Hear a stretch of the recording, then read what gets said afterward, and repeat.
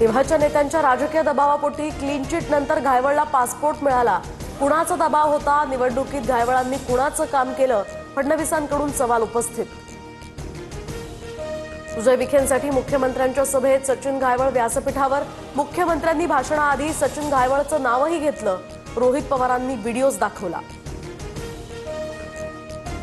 Nilesh घायवळला passport कसा मिळाला? Police verification कुणी दिलं?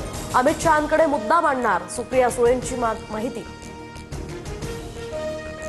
आम्ही उद्धव ठाकरेंना रस्त्यावर उतरू देणार नाही, शेतकऱ्यांना योग्य मदत करू। शेतकऱ्यांसाठी पुन्हा रस्त्यावर उतरू या ठाकरेंच्या वक्तव्यानंतर फडणवीसांचं उत्तर। 2014 मध्ये अचानक भाजपनं युती तोडली। शिवसेना भाजप युतीत तुटली तेव्हाच भाजपचा शिवसेना तोडायचा डाव होता, उद्धव ठाकरेंचा आरोप।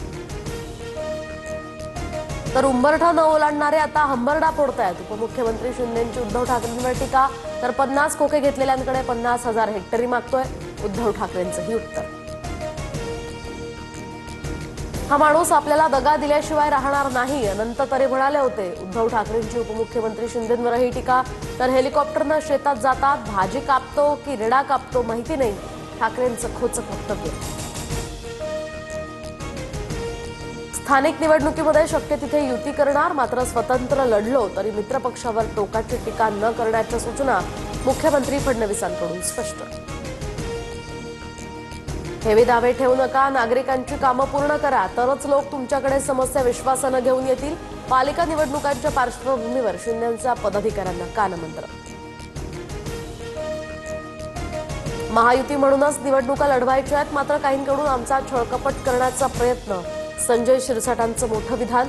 मात्र रोख नेमका कुणाकडे याची राजकीय वर्तुळात चर्चा। मी मुख्यमंत्री असतो तर शेतकरी कर्जमाफीसाठी योग्य वेळेची वाट बघितली नसती। नरेगातनं जाहीर केलेल्या 3 लाखांपैकी 1 लाखांची मदत दिवाळी आधी द्या, उद्धव ठाकरेंची मागणी। घायवळ प्रकरणामध्ये रवींद्र धंगेकरांची एकनाथ शिंदेंकडून कानउघडणी, सूत्रांची माहिती। तर गुन्हेगारी कमी करण्यासाठी आवाज उठवत असेल तर माझे नेते मला आवडणार नाहीत, धंगेकरांचं उत्तर।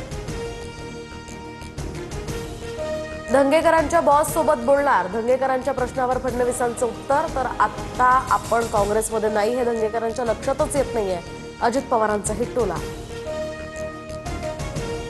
मोर्चामध्ये आपल्यासोबत मनसे असल्याचा अभिमान, घरातलं शत्रुत्व बंद, आता आपल्या मुळावर जो आलाय त्याला उखडून फेका, उद्धव ठाकरेंचं विधान। धर्मगुरूंनी घराघरात प्रचार केला म्हणून फडणवीस सत्तेत, राजसत्ता उलटवायला आम्हाला वेळ लागणार नाही, जैन धर्मगुरू धर्मानंद महाराजांचा इशारा। दिवाळीची खरेदी फक्त हिंदूंकडूनच करा, करमाळ्याच्या सभेत आमदार संग्राम जगतापांचं वक्तव्य। तर जगतापांची भूमिका पक्षाच्या विचारधारेशी विसंगत, नोटीस पाठवणार, अजित पवारांकडून स्पष्ट। भिडे गुरुजींकडून मुख्यमंत्री फडणवीसांना डिसेंबरमधील कार्यक्रमाचं निमंत्रण। तर शक्य असल्यास कार्यक्रमाला येऊ असं भिडेंना गुरुजींना सांगितलं, फडणवीसांची प्रतिक्रिया। मुख्यमंत्री फडणवीस उद्या दिल्लीला जाणार, भाजपच्या केंद्रीय निवडणूक समितीच्या बैठकीला ते उपस्थित राहणार।